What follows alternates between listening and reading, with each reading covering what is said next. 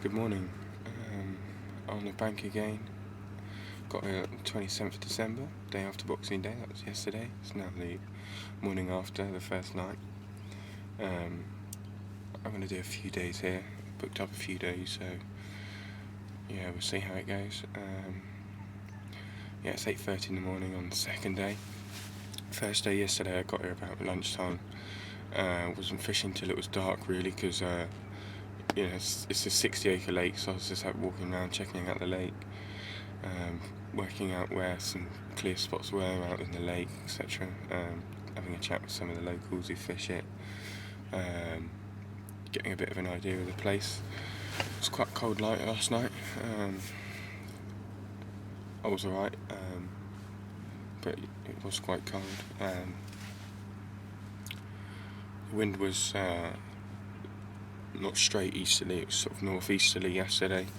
It's changed direction a bit now, it's coming from sort of more behind me. I'm not going to move or anything for the moment. I'm just going to, it's 8:30 in the morning still, so I'm just going to see how it goes for a few hours, see if I can spot some fish. I've just reeled in to change the baits over. But last night I didn't really set up properly because I was running out of time with the light. I only managed to get one rod on a clear spot with a nice rig on it, and the other rod I sort of ran out of time really, and just chucked a chod on and put it randomly, to be honest. So today's a bit of a, work out what I'm doing exactly and get it in place really. There again.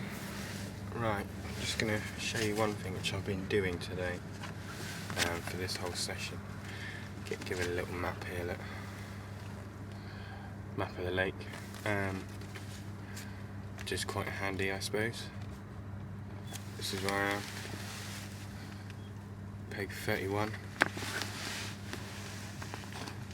in Winters Bay.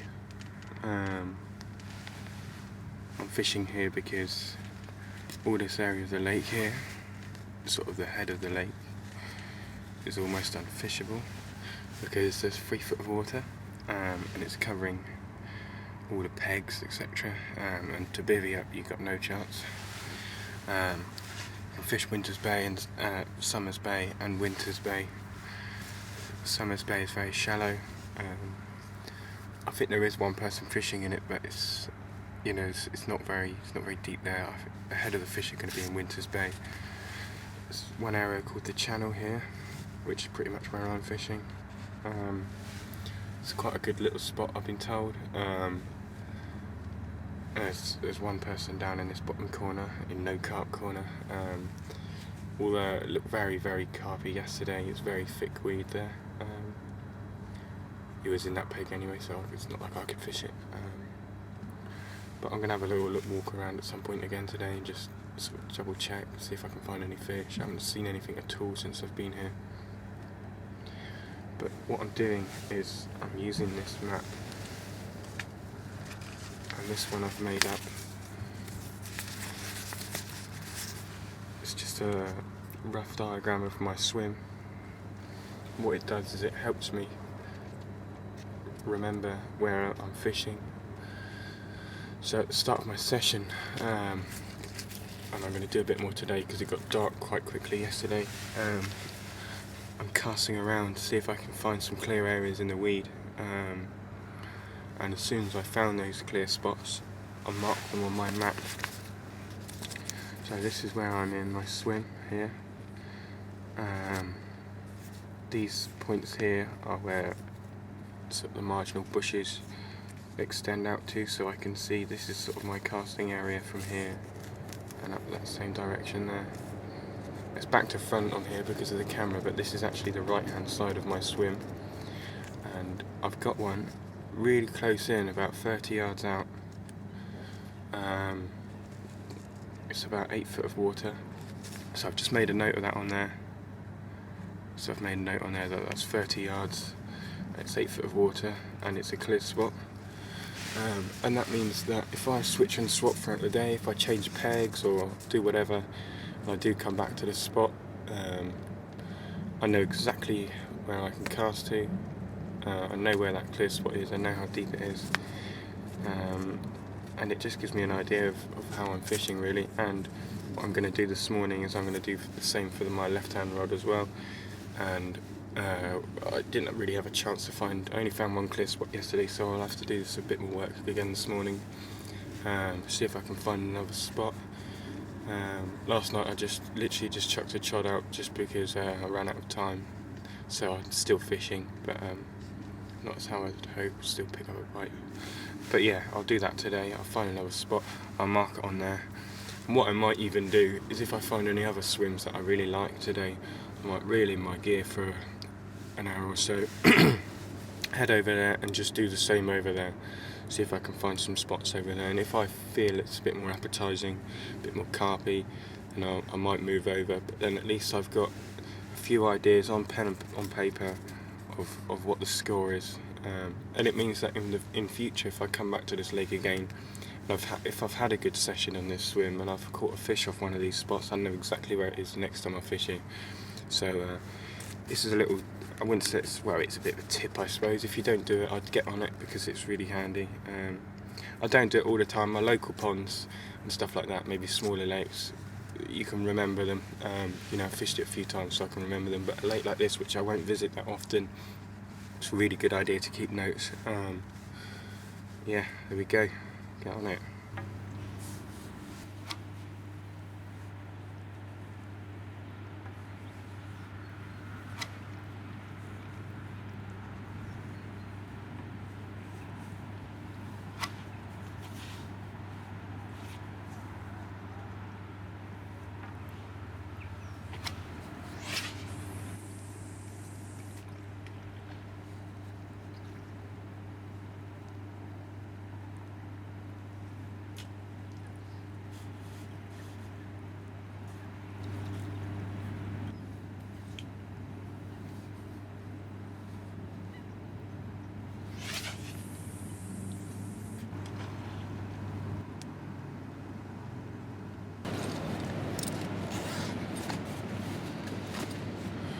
Hello, right, it's 3:55 AM on my second night, and the alarm's finally gone off. I don't know if you can see me in this light, but I'm going to go for it anyway. Not very big, nice mirror, a couple of scales on it, £13, 11. Not the biggest in it, but certainly for my first visit I'm happy with any fish. And what a pristine fish as well. Look at that. I mean, I can't see if you can see this because I can't see the camera from here, but would you look at that lovely fish. And that has already made my session. We're 2 days in. Second night, and we've got one. And this one came off the spotted area, which I spotted up before I went to bed, of literally nothing but crumb cell, chopped cell, and a bit of corn. And this one came off the bottom bait, balanced bottom bait. Fantastic.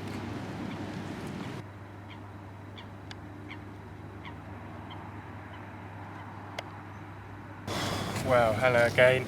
It's probably, I don't know what the time is, I haven't got my phone on, but it's probably about 8 in the morning now, maybe a little bit earlier, and it's gone off again, so I'm well happy. This time it's a bit bigger, 1811 it was. Lovely colour of it, absolutely stunning fish. Look at the colour on that. That's the best thing about this place, is water's so clear, makes the fish look pristine, and this time of year these winter colours come out. Absolutely stunning, and each fish is in mint condition. Lovely mouth, lovely tail, lovely scales. This one went on the same rod again, on the bottom bait. So it's twice on the same spotted area, same bait. There's obviously a few fish out there, and they are loving it. So yeah, that's the way to go. It's got bloodworm on its head as well, so maybe that is something they're feeding on out there as well, but there we go, fantastic. Let's get this one back.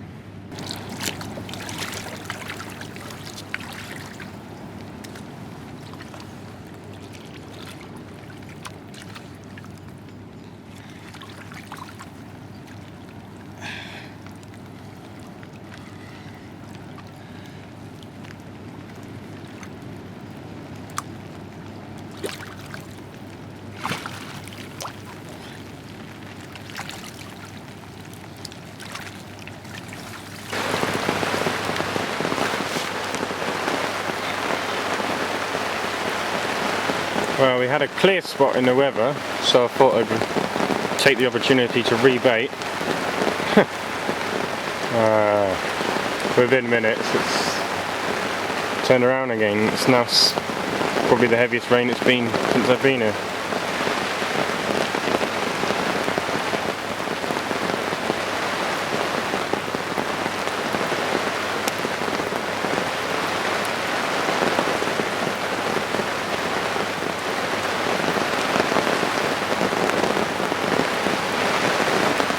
It really is coming down now.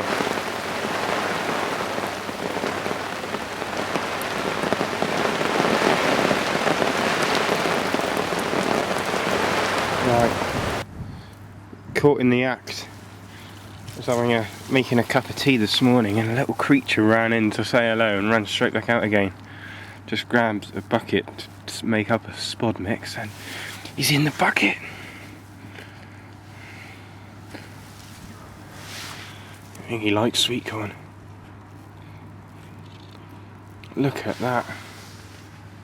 Tiny little vole. Look at that. See if he'll say hello. My goodness.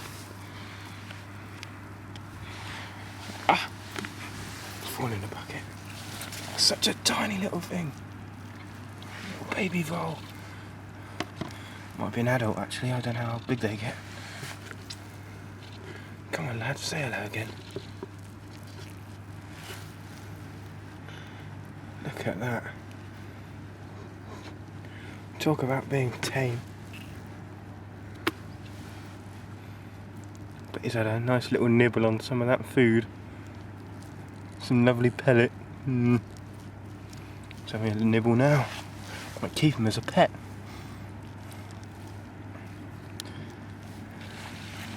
Let's let him go because I need to use this bucket. He's climbing up my arm now. He's climbing up my bloody arm. Jesus, what's he think he is? Lost it. Goes down my neck. There he goes. See you later, Mr. Vole. Hello. I just thought I'd spend a couple of minutes to show you my spod mix. It's really simple. Minimal ingredients. That's what the fish want. I'll show you now.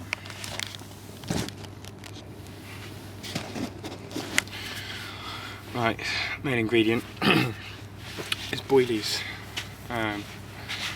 This weekend I've got through about, these couple of days I've got through about 3 kilos. I ideally wanted a bit more, but it couldn't be done.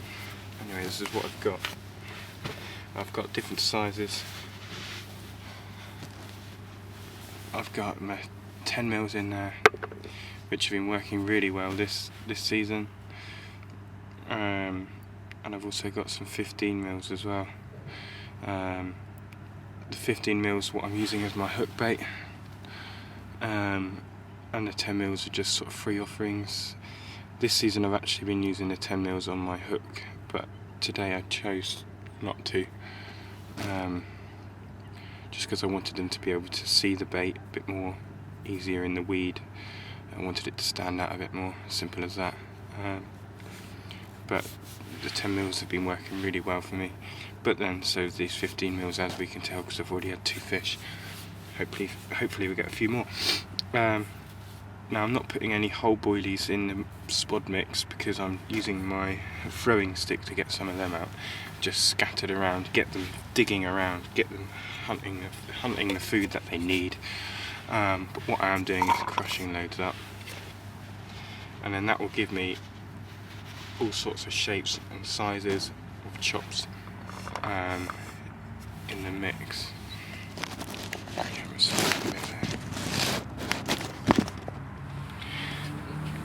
So you load up your grinder like that, or crusher rather, blast it out.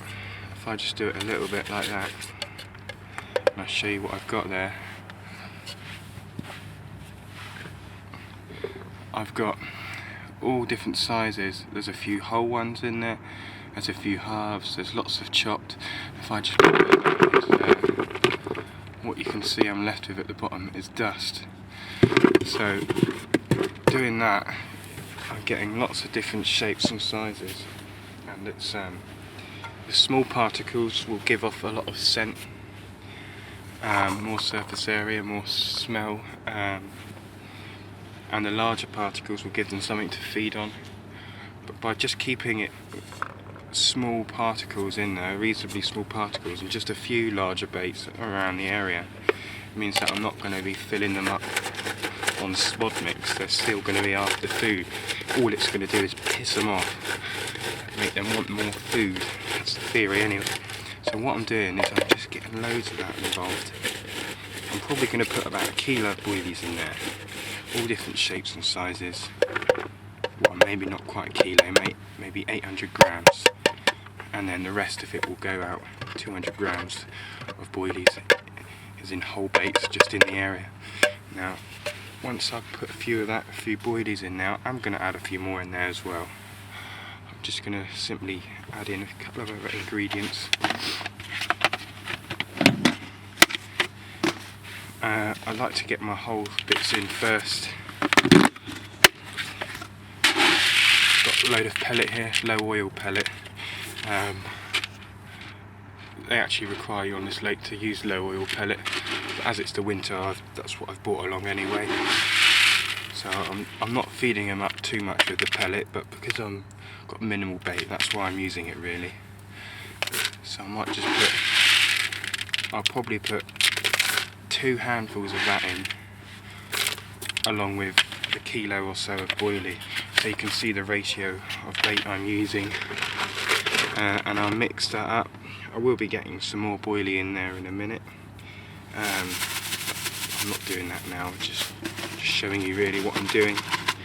And what I've got in this bucket is ground down pellet, which I did at home before I come out. I'm running out now. I'll just get some of that in there, and I'm literally doing that just to give it some sort of binding ingredient. Don't need much of a binding ingredient, but I like to get some sort of dust in there, make the water slightly cloudy.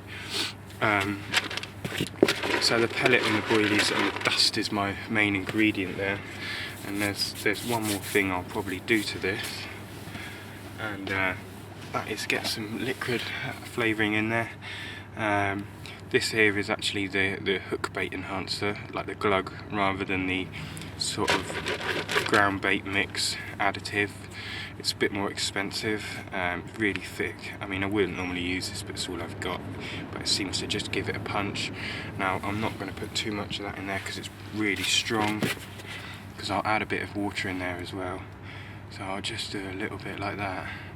And then that combined with all the swad mixture will, give it so much flavour. I mean, you've got to remember it's winter, it's cold, they're not feeding that much, they don't need that much food. So you've got to make the food that you give them so much more attractive. By doing that, it means that the fish can smell it from further afield, they can home in on it. There's not much there for them to eat up, but then amongst that, you'll find a few freebies and hopefully 1 or 2 of my hook baits. Yeah, what I'll do then is I'll add a bit of water in there.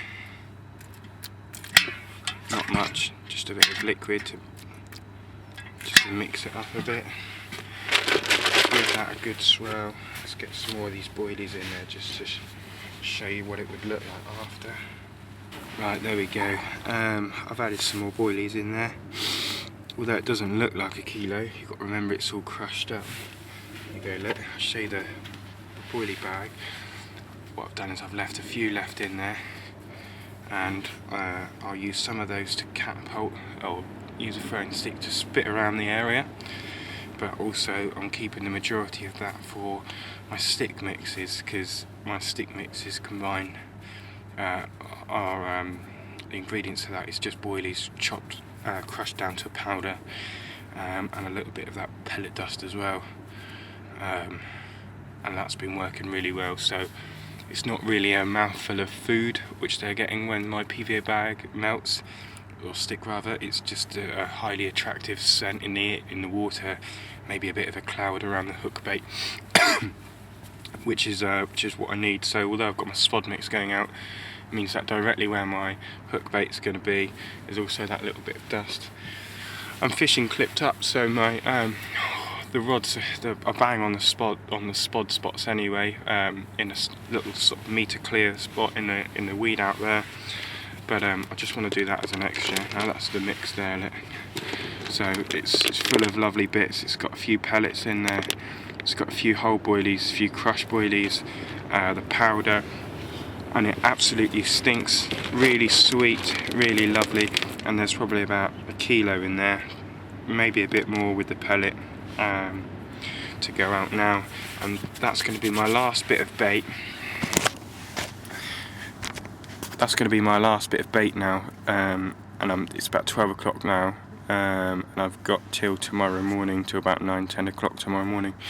So I'm going to leave that out there. I'm going to put 2 rods on it. I'll be changing the baits on the rods regularly today, not too often, but I want it as fresh as possible. But then at the same time, I've been thinking to myself, on a water like this, which is very pressured, you know, a lot of people fish this, not so many people this time of year, but a lot of people do. Often think to myself, maybe the fish clean up the boilies that have been soaked in the water for maybe a day or two, because they know that there's not going to be a hook attached to them, for instance. You know, to them they might see that as a safe bait because it's a few days old. So, and you look at the 2 fish that I caught, not last night but the night before, that was on a boilie which had been out there for 12 hours. It lost all its flavour. It was manky, but I still managed to get 2 fish on them. Interesting way it works, but what I'll do is I'll leave one nice boilie out there and change it regularly. I might just leave a boilie out there to let it go stale all day and see which one proves better. You know, it's interesting really. But that's my spod mix. I'm going to get that out now, get some new baits on the spot and see how it goes. Nice. Hello, slight change of plan. I'm in the same peg. I have thought about changing, but I've not seen any fish anywhere else in the slightest. I didn't get any fish last night, but I've had a slight change of tactic. My right hand rod, which was originally in that margin down there, has not produced anything. It's a nice clear spot. There's been a bit of bait down there, but it's just not produced a fish. So what I've done is I've kept my 2 main rods on my spotted area, which is just out there, and that's 52 yards out, and I'm going to keep those 2 rods on it. But what I've done is that margin rod, I've switched it over and put that on it as well. I've done it about 3 or 4 metres off the baited area, and what I've done is I've actually put a zig on it, and that's the first time I've done that this session. But I think it might just give me the edge that I'm looking for. It's certainly worth a try while I've got 3 rods here. You know, might as well make the most of it. It's not doing anything sitting down there. And I've set it about 1.5 feet deep. And the idea of that is it will keep it about 1 foot off the silkweed and any other debris down there. It works. I know it's worked. I've had a few fish recently. A different scenario, don't get me wrong, but I think it's certainly worth a try. Yeah, we'll give it a shot and see what happens. I don't know if you can see this, the battery's going to go. There's not much light, but I've got this last knockings. It's got to be about 10 o'clock this evening now, and I've only got till tomorrow morning.